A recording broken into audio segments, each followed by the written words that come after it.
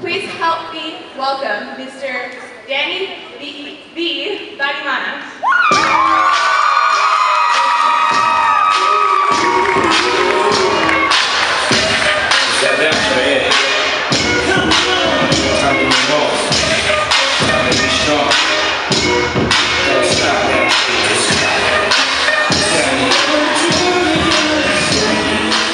Hey, so that's my song. That's my song. If I was back in high school, that would be the song that we played in the background while I enter class. Wouldn't that be dope? Now, if I was a girl, this would be my song.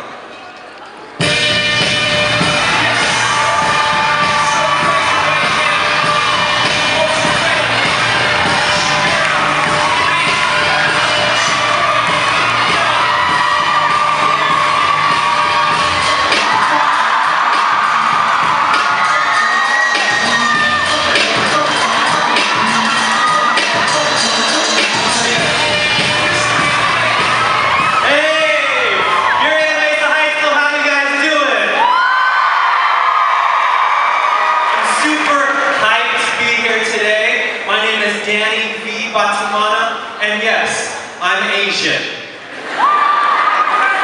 Actually, Filipino-American. I can't sing, but I can dance, and I can play a little bit of basketball. Raise your hand if you're Asian. You're white. You're Asian, you're Hispanic. What about Filipino-Americans? What's up? Okay. Okay. How many of you, even parents, how many of you have been to a Filipino family party? Raise your hand. Oh yeah. So, as a child, I used to go to these Filipino family parties every weekend. And when you go to a Filipino family party, there are 3 things to expect. You ring the doorbell, they open the door, you go straight directly to the food. In the kitchen.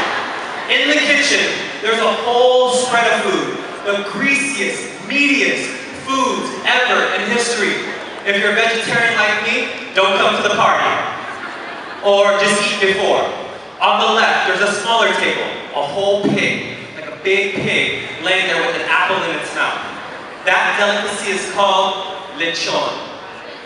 Disgusting. So you have your plate of food, right? You go into the next room, into the living room. You see a 60-inch plasma TV, your aunts and all the uncles are yelling at the TV. Oh my goodness, Kobe, shoot the shot! Stupid Lakers, come on, come on! And they're just like yelling at the TV because they're just crazy about the Lakers. After you finish your food, watching the Lakers, you get your dessert. You take it to the next room. In there, they're holding auditions for American Idol with a big karaoke system. No, I'm not kidding. There's speakers, microphone stands, screens. I'm not much of a singer, so I would bypass this. I would actually go straight to the backyard. Because the backyard is where all the cousins would hang out. Right? Now, they weren't really my cousins, but I would just call them my cousins. How many of you guys have cousins that you call your cousins, they're not really your cousins? Raise your hand. Alright. How many of you had that hot cousin and you were like, ooh, I'm glad you're not really my cousin so I can spit some game? Raise your hand. Yes. That's what I'm talking about. So in the backyard, my cousin and the blind one would teach me dance moves they learned from MTV. Parents, MTV, you come home from school, there was music videos. They would learn dances from MC Hammer, New Kids on the Block, NSYNC, Bobby Brown, you name it, Janet Jackson, Michael Jackson. They would teach us the dance moves in the backyard, Running Man, Rabbit, RoboCop. And I would practice these dance moves at home. And then I would take them to the streets because I'm a gangster. No, not really. I actually took them to my all-Caucasian middle school in Diamond Bar, California. Because I was brown, I had big hair and baggy pants, everybody thought I was a gangster, so nobody would mess with me, right? But as an incoming 7th grader, I was new, so I knew that I had to impress and make friends fast. So I used my charm, I used my street smarts, and my dancing to, you know, gain popularity. And at that time, I was 12 or 13, you go through those changes, right? In middle school, you start growing armpit hair. I had a Borat mustache. How many of you guys remember that? Ladies, I'm not talking about, I'm not asking you, I'm asking the boys. So I remember one day after school. I come home. My mom says, you need to sit on the couch right now. And I knew it was serious because she had me sit on the couch with the plastic. That's serious. She said, Danny. She calls me Danny. My name's actually Danny. Danny, I want to talk to you about success. What? I want to talk to you about success. Huh? Oh, success. Yeah, that's what I said, success. There are 4 things you need to know to become successful. Number 1, study hard and get good grades. How many of you heard that before? Raise your hand. Oh, that's better. Number 2, nobody in our family has ever graduated from high school, so you need to be the first and graduate from a good college. How many of you heard that before? All right, many of you. Number 3, you need to graduate from college, get a good job, make lots and lots and lots and lots and lots of money, buy a house, and buy me one too. Oh, everybody's there. And number 4, you need to get married and have 2 kids. Mom, I'm only 10 years old. I know I have a mustache, but marriage and kids? That's ridiculous. So up until today, her voice always resonates in my head. It could be, like I'm 37, she'll still call me and say, hey, it's 75 degrees outside, make sure you bring a jacket. Hey, I just saw there was an accident on the freeway, do not drink and drive. Okay, Mom. Hey, success, you need to be as successful as you can to gain happiness. So that's what I thought. Be as successful as I could and happiness would follow. I followed that. In school, I got pretty good grades. I wasn't the best student. I was active. And after I got the good grades, the report card would come in, right? We would feel happy, but then over the weekend, it would dissipate because you knew next semester you have a new set of classes and a new set of exams, right? At the age of 16, my parents bought me a car, but that slowly dissipated because I got a speeding ticket and gas prices were just too much. I graduated from college. I was excited for the summer. I was like, yes, finally I graduated from high school, excuse me. But I was really nervous because I knew I had to start all over when I went to college. But the one thing that I knew in middle school and in high school is that I had a love and a deep passion for dancing. That was the thing that made me happy. When I was dancing, all these good vibrations and emotions would come in my mind and my body. And I was just happy. Anytime I was dancing, happiness followed, and I did not have to find it.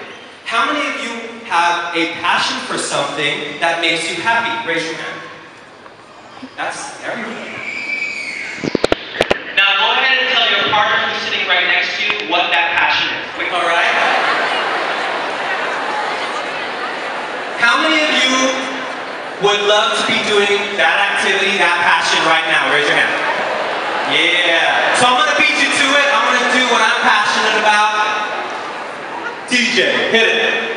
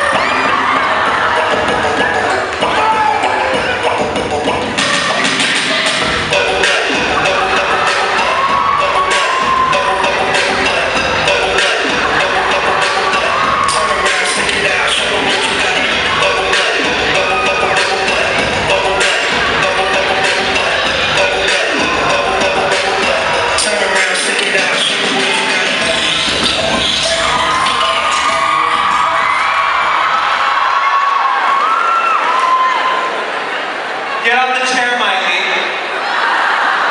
That's inappropriate. Man, I'm tired. But passion.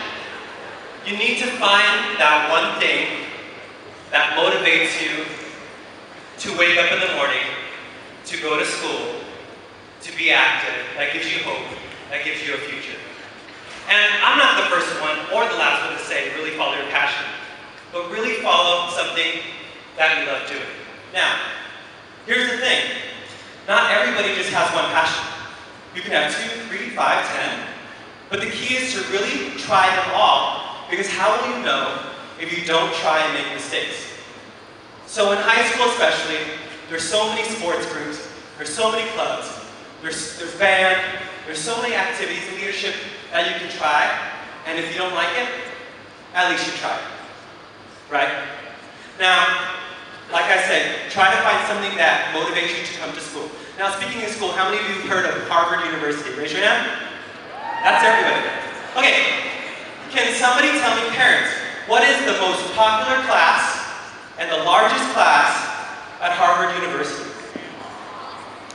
Law? Nope. Parents, anybody know? Largest, most popular class at Harvard University? Medical? Nope. Dance? Nope, because I would have went there. Math? Nope, nope, nope, nope. Poli-sci? No. The #1 class taught by Professor Aker and Professor Shahar. 1,500 students each semester. Positive psychology, the intro to happiness. Yes. Now, picture a pie, like an apple pie, that you'd be eating during your holidays. 50% of the pie, which is half, is your happiness that is inherited by your parents. You cannot change this happiness. We all have different happiness set points. Now, how many of you have friends that are really happy and rather annoying? Raise your hand. A lot. How many of you have friends that are Debbie Downers and annoying as well? Okay, we can't help it. They can't help it. 50% happiness given to you by your parents. The other side, 10%, is by your circumstances. Where you live, your job, your school, your friends, your classmates. 10 plus 50, 60%. 60% of your happiness you cannot change. The exciting part is the rest of your happiness.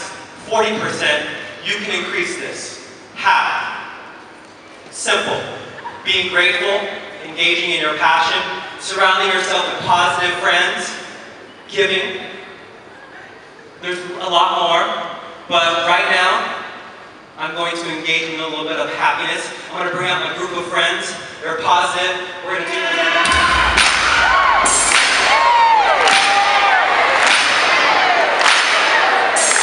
swag switch to the right.